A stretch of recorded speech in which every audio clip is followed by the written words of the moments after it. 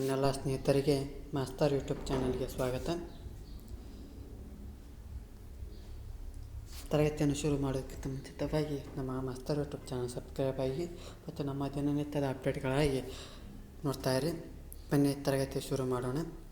ಇವತ್ತಿನ ತರಗತಿ ರಾಜ್ಯಶಾಸ್ತ್ರದ ವಿಭಾಗದ ರಾಜ್ಯಶಾಸ್ತ್ರದ ಅರ್ಥ ಮತ್ತು ಪ್ರಾಮುಖ್ಯತೆಯನ್ನು ತಿಳ್ಕೊಳ್ತಾ ಹೋಗೋಣ. ಇಲ್ಲಿ ಪರೀಕ್ಷೆಗೆ ಎಷ್ಟು ಬೇಕು ಮತ್ತು ಅಷ್ಟೇ ಮಾಹಿತಿಯನ್ನು ಹೇಳ್ತಾ ಹೋಗ್ತೀನಿ ಮತ್ತು ಪರೀಕ್ಷೆಗೆ ಸಂಬಂಧಪಟ್ಟಂಥ ಪ್ರಮುಖ ಅಂಶಗಳನ್ನು ಚರ್ಚೆ ಮಾಡ್ತಾ ಹೋಗೋಣ. ಹಾಗಾದರೆ ರಾಜ್ಯಶಾಸ್ತ್ರದ ಅರ್ಥ ಅಂದರೆ ಏನು? ಇದು ರಾಜ್ಯಶಾಸ್ತ್ರವು ಒಂದು ಸಮಾಜ ವಿಜ್ಞಾನದ ಭಾಗವಾಗಿತ್ತು. ಇದು ಮಾನವನ ಜೀವನದ ರಾಜಕೀಯ ಚಟುವಟಿಕೆಗಳಿಗೆ ಮತ್ತು ರಾಜ್ಯದ ರೂಪರೇಷೆಗಳಿಗೆ ಸಂಬಂಧಪಡ್ತಾ ಹೋಗ್ತೈತಿ. ಜೊತೆಗೆ ಈ ರಾಜ್ಯಶಾಸ್ತ್ರವು ರಾಜ್ಯ ಮತ್ತು ಸರ್ಕಾರಕ್ಕೂ ಸಂಬಂಧ ಕಲ್ಪನೆ ಹೋಗ್ತೈತಿ. ಹಾಗಾದರೆ ಈ ರಾಜ್ಯಶಾಸ್ತ್ರವು ರಾಜ್ಯದ ಉಗಮ ಮತ್ತು ರಾಜ್ಯದ ಲಕ್ಷಣಗಳು ಮತ್ತು ರಾಜಕೀಯ ಸಂಸ್ಥೆಗಳನ್ನು ಅಧ್ಯಯನ ಮಾಡ್ತಾ ಹೋಗ್ತೈತಿ. ಜೊತೆಗೆ ರಾಜ್ಯದ ಬಗೆಗಿನ ಅಧ್ಯಯನವೇ ರಾಜ್ಯಶಾಸ್ತ್ರ ಎಂಬುದನ್ನು ಗಮನದಲ್ಲಿಟ್ಕೋಬೇಕು. ಹಾಗಾದರೆ ರಾಜ್ಯಶಾಸ್ತ್ರದ ಮೂಲವನ್ನು ನಾವು ಯಾವ ದೇಶದಲ್ಲಿ ಕಾಣ್ತೀವಪ್ಪ ಅಂದ್ರೆ ಗ್ರೀಸ್ ದೇಶದಲ್ಲಿ ನಾವು ಮೊದಲು ಕಾಣ್ತಾ ಹೋಗ್ತೀವಿ. ಅದಕ್ಕಿಂತ ಮುಂಚಿತವಾಗಿ ನಾವು ರಾಜ್ಯಶಾಸ್ತ್ರದ ಅಂಶಗಳು ಕಾಣ್ತಾ ಹೋಗ್ತೀವಿ. ಎಲ್ಲಪ್ಪ ಅಂದರೆ ಈಜಿಪ್ಟಿಯನ್ನರು, ಬೆಬಿಲಿಯನ್ನರು, ಪರ್ಷಿಯನ್ನರು, ಭಾರತೀಯರು, ಚೀನಿಯರು. ಆದರೆ ಇವರು ರಾಜನೀತಿಗೆ ಸಂಬಂಧ ಕೆಲವೊಂದು ವಿಚಾರಗಳನ್ನು ವ್ಯಕ್ತಪಡಿಸಿದ್ದರೂ ಸಹ ಅವರು ರಾಜ್ಯಶಾಸ್ತ್ರವನ್ನು ಕ್ರಮಬದ್ಧ ಅಧ್ಯಯನವನ್ನು ಅಭಿವೃದ್ಧಿಪಡಿಸಂಗಿಲ್ಲ. ಹಾಗಾಗಿ ರಾಜ್ಯಶಾಸ್ತ್ರಕ್ಕೆ ಒಂದು ಸ್ವತಂತ್ರ ವಿಜ್ಞಾನದ ಸ್ಥಾನಮಾನ ಕೊಟ್ಟವರು ಯಾರಪ್ಪ ಅಂದ್ರೆ ಗ್ರೀಕರಂತ ನೋಡ್ತಾ ಹೋಗ್ತೀವಿ. ಯಾರು ನೋಡ್ತಾ ಹೋಗ್ತಾವಪ್ಪ ಅಂದ್ರೆ ಗ್ರೀಕರು ನೋಡ್ತಾ ಹೋಗ್ತೇವೆ. ಇವರು ಏನು ಮಾಡ್ತಾರಪ್ಪ ರಾಜ್ಯಶಾಸ್ತ್ರಕ್ಕೆ ಸ್ವತಂತ್ರ ವೈಜ್ಞಾನಿಕವಾದಂಥ ವಿಜ್ಞಾನವನ್ನು ಸ್ಥಾನಮಾನ ಕೊಡ್ತಾ ಹೋಗ್ತಾರೆ. ಹಾಗಾಗಿ ಮೊದಲಿಗೆ ಯಾರಪ್ಪ ಅಂದರೆ ಗ್ರೀಕರನ್ನು ಕಾಣ್ತಾ ಹೋಗ್ತೇವೆ. ಹಾಗಾದರೆ ಗ್ರೀಕ್ ಹೇಳಿದ್ವಿ, ಅಲ್ಲಿ ಯಾರಪ್ಪ ಅಂದ್ರೆ ಗ್ರೀಕ್ ತತ್ವಜ್ಞಾನಿಗಳಾದ ಸಾಕ್ರೆಟಿಸ್ ಮತ್ತು ಆತನ ಶಿಷ್ಯ ಯಾರಪ್ಪ ಅಂದ್ರೆ ಪ್ಲೇಟೋ. ಇವರು ರಾಜ್ಯಶಾಸ್ತ್ರದ ಚಿಂತಕರಾಗಿರ್ತಾರೆ. ಪ್ಲೇಟೋನ ತನ್ನ ಕೃತಿಯಲ್ಲಿ ರಿಪಬ್ಲಿಕ್ ಎಂಬ ಮಹಾಕೃತಿಯಲ್ಲಿ ಪ್ರಥಮ ಬಾರಿಗೆ ರಾಜ್ಯ ಮತ್ತು ಸರ್ಕಾರದ ಸ್ವರೂಪ ಮತ್ತು ಕರ್ತವ್ಯಗಳ ಬಗ್ಗೆ ಚರ್ಚಿಸ್ತಾನೆ. ಯಾವ ಒಂದು ಕೃತಿಯೊಳಗೆ ರಾಜ್ಯ ಮತ್ತು ಸರ್ಕಾರದ ಸ್ವರೂಪ ಮತ್ತು ಕರ್ತವ್ಯಗಳ ಬಗ್ಗೆ ಚರ್ಚೆ ಮಾಡ್ತಾರಪ್ಪ ಅಂದ್ರೆ ಪ್ಲೇಟೋ ಬರೆದಂಥ ರಿಪಬ್ಲಿಕ್ ಕೃತಿಯಲ್ಲಿ. ಆದರೆ ಗ್ರೀಸ್ ದೇಶದ ಮತ್ತೊಬ್ಬ ದಾರ್ಶನಿಕ ಅರಿಸ್ಟಾಟಲನಿಗೆ ರಾಜ್ಯಶಾಸ್ತ್ರದ ಪಿತಾಮಹ ಅಂತ ಕರಿತಾ ಹೋಗ್ತೇವೆ. ಇಲ್ಲಿ ಮೊದಲಿಗೆ ಪ್ಲೇಟೋ ಬರ್ತಾನೆ. ಅವನು ಏನು ಮಾಡ್ತಾನೆ, ತನ್ನ ರಿಪಬ್ಲಿಕ್ ಕೃತಿಯಲ್ಲಿ ರಾಜ್ಯ ಸರ್ಕಾರದ ಸ್ವರೂಪ ಮತ್ತು ಕರ್ತವ್ಯ ಚರ್ಚಿಸ್ತಾನೆ. ಆದರೆ ಇಲ್ಲಿ ರಾಜ್ಯಶಾಸ್ತ್ರ ಪಿತಾಮಹ ಅಂತ ಯಾರು ಕರಿತಾವಪ್ಪ ಅಂದ್ರೆ ಅರಿಸ್ಟಾಟಲ್ ಕರಿತಾ ಹೋಗ್ತೇವೆ. ಏಕೆಂದರೆ ಅರಿಸ್ಟಾಟಲ್ ರಾಜ್ಯಶಾಸ್ತ್ರದ ಅಧ್ಯಯನವನ್ನು ಕ್ರಮಬದ್ಧಗೊಳಿಸಿ ರಾಜ್ಯಶಾಸ್ತ್ರಕ್ಕೆ ತಳಪಾಯ ಹಾಕಿದ ಪ್ರಥಮ ಚಿಂತಕರೆನಿಸ್ತಾರೆ.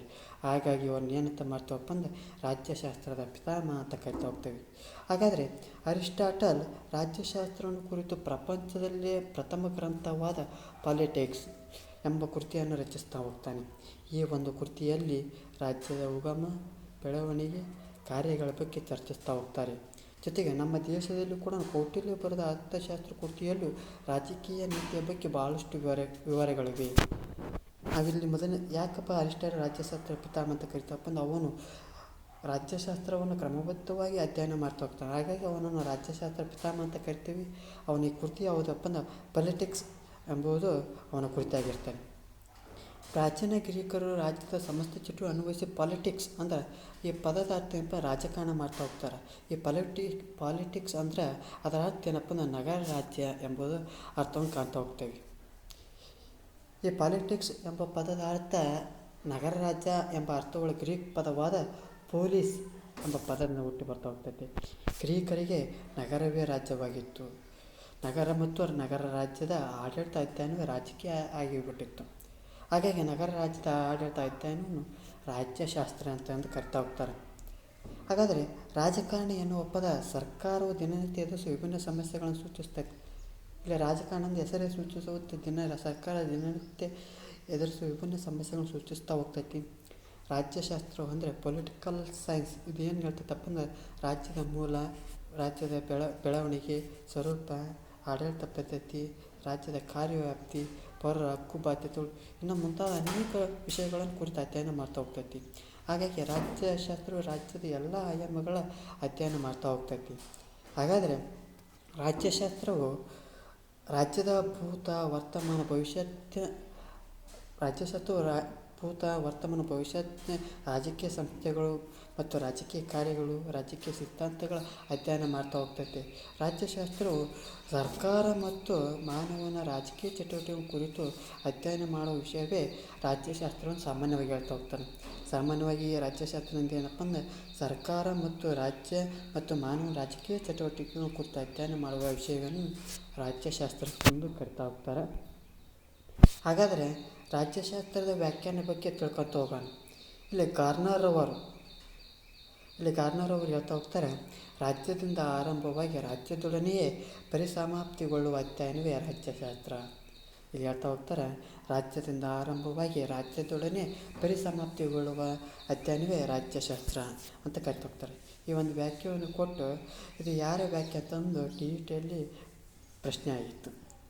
ಹಾಗಾಗಿ ನೋಡ್ತಾ ಹೋಗಿ ಇನ್ನೊಬ್ಬರು ಚಿಂತಕರು ಹೇಳ್ತಾ ಹೋಗ್ತಾರೆ, ಪಾಲ್ ಜೆನೆಟ್ ರಾಜ್ಯದ ಮೂಲ ಮತ್ತು ಸರ್ಕಾರದ ತತ್ವವನ್ನು ಕುರಿತು ಅಧ್ಯಯನ ಮಾಡುವ ಶಾಸ್ತ್ರ ರಾಜ್ಯಶಾಸ್ತ್ರ.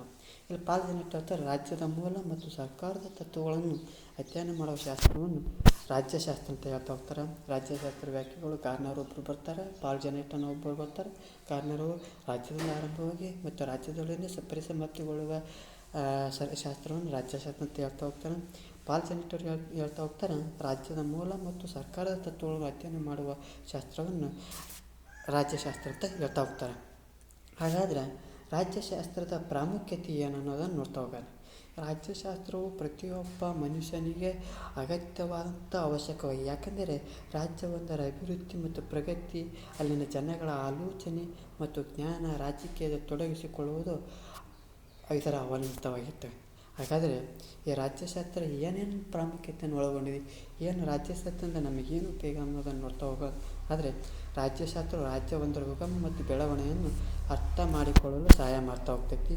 ಜೊತೆಗೆ ರಾಜ್ಯಶಾಸ್ತ್ರವು ಚಕ್ರಾಧಿಪತ್ಯ, ಸ್ವಾತಂತ್ರ್ಯ, ನ್ಯಾಯ, ಕಾನೂನುಗಳ ಸಮಾನತೆ, ಉತ್ತಮ ಸರ್ಕಾರ, ಯುದ್ಧ ಮತ್ತು ಶಾಂತಿ ಇತ್ಯಾದಿ ಪರಿಕಲ್ಪನೆಗಳ ಉತ್ಪತ್ತಿ ಮತ್ತು ಅಭಿವೃದ್ಧಿಯ ಬಗ್ಗೆ ಮಾಹಿತಿ ತಿಳಿಸ್ತಾ ಹೋಗ್ತೈತಿ.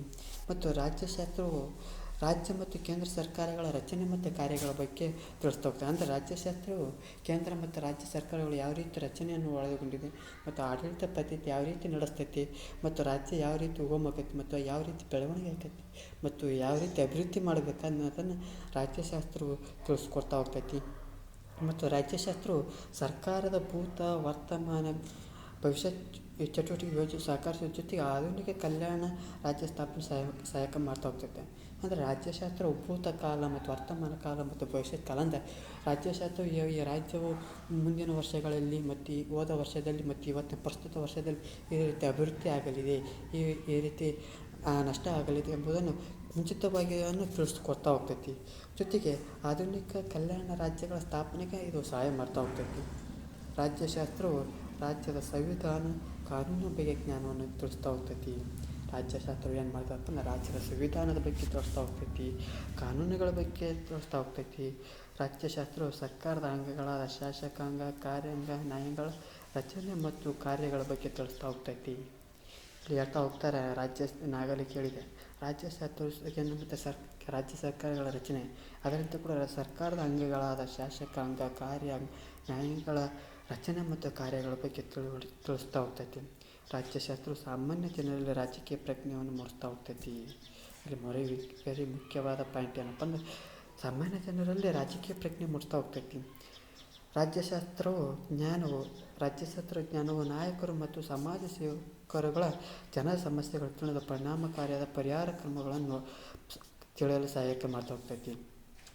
ಅಂದ್ರೆ ರಾಜ್ಯಶಾಸ್ತ್ರವು ಜ್ಞಾನವು ಏನು ಮಾಡ್ತೈತಪ್ಪ ಅಂದ್ರೆ ನಾಯಕರು ಮತ್ತು ಸಮಾಜ ಸೇವಕರು ತಮ್ಮಲ್ಲಿ ಅನೇಕ ಸಮಸ್ಯೆಗಳನ್ನು ಆ ಸಮಸ್ಯೆಗೆ ಪರಿಣಾಮಕಾರಿಯಾದ ಪರಿಹಾರ ಕ್ರಮವನ್ನು ಯಾವುದು ಪರಿಹಾರ ಕ್ರಮವನ್ನು ತಿಳಿಸ್ತೈತಪ್ಪ ಅಂದರೆ ಈ ಒಂದು ರಾಜ್ಯಶಾಸ್ತ್ರವು ತಿಳಿಸ್ತಾ ಹೋಗ್ತೈತಿ. ಅದರಂತೆ ಕೂಡ ರಾಜ್ಯಶಾಸ್ತ್ರವು ಉತ್ತಮ ನಾಯಕತ್ವ ಮತ್ತು ನಾಗರಿಕತ್ವ ಗುಣಗಳನ್ನು ಬೆಳೆಸ್ತಾ ಹೋಗ್ತೈತಿ. ಅಂದರೆ ರಾಜ್ಯಶಾಸ್ತ್ರವು ನಾಯಕತ್ವ ಗುಣಗಳನ್ನು ಬೆಳೆಸ್ತಾ ಹೋಗ್ತೈತಿ ಮತ್ತು ನಾಗರಿಕತ್ವ ಗುಣಗಳನ್ನು ಬೆಳೆಸ್ತಾ ಹೋಗ್ತೈತಿ.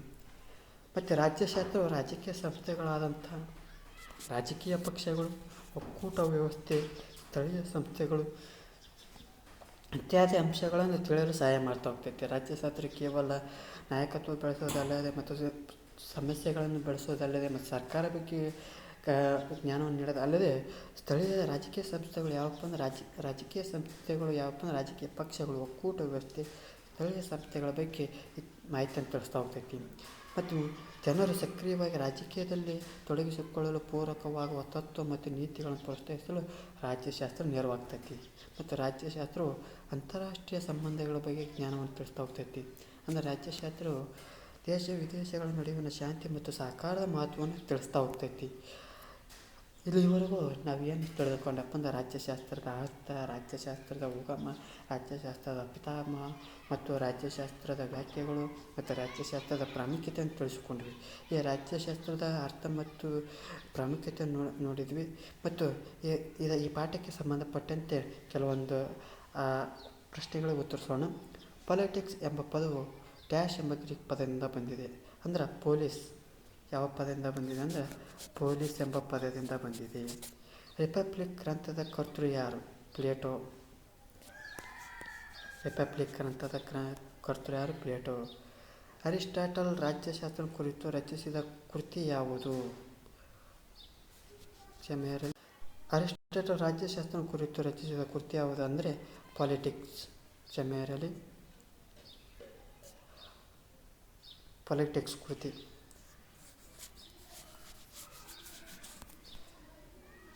ಜೊತೆಗೆ ರಾಜ್ಯಶಾಸ್ತ್ರದ ಬಗೆಗಿನ ಮಾಹಿತಿ ಹೊಂದಿರೋ ಕೌಟಿಲ್ಯನ ಕೃತಿ ಯಾವುದಪ್ಪ ಅಂದರೆ ಅರ್ಥಶಾಸ್ತ್ರ. ಯಾವ ಕೃತಿ? ಅರ್ಥಶಾಸ್ತ್ರ. ಕೌಟಿಲ್ಯನ ಕೃತಿ ಯಾವುದು? ರಾಜ್ಯಶಾಸ್ತ್ರ. ಮತ್ತು ರಾಜ್ಯಶಾಸ್ತ್ರದ ಪಿತಾಮಹ ಯಾರೆಂಬುದನ್ನು ಕಮೆಂಟ್ ಬಾಕ್ಸ್ನಲ್ಲಿ ತಪ್ಪದೆ ತಿಳಿಸಿ. ಮತ್ತು ಇಲ್ಲಿವರೆಗೆ ನಿಮಗೇನಾದರೂ ಈ ತರಗತಿ ಇಷ್ಟವಾಗಿದ್ದರೆ ಲೈಕ್ ಮಾಡಿ ಮತ್ತು ಶೇರ್ ಮಾಡಿ, ಕಮೆಂಟ್ ಮಾಡಿ ಮತ್ತು ನಮ್ಮ ಮಾಸ್ತರ್ ಯೂಟ್ಯೂಬ್ ಚಾನಲನ್ನು ಸಬ್ಸ್ಕ್ರೈಬ್ ಮಾಡಿ ಅಂತ ಕೇಳ್ಕೊಳ್ತಾ ಇವತ್ತಿನ ತರಗತಿಯನ್ನು ಮುಗಿಸ್ತಾ ಇದ್ದೇನೆ. ಮುಂದಿನ ತರಗತಿಯಲ್ಲಿ ಸಿಗೋಣ. ಅಲ್ಲಿವರೆಗೂ ನನ್ನ ನಮಸ್ಕಾರಗಳು.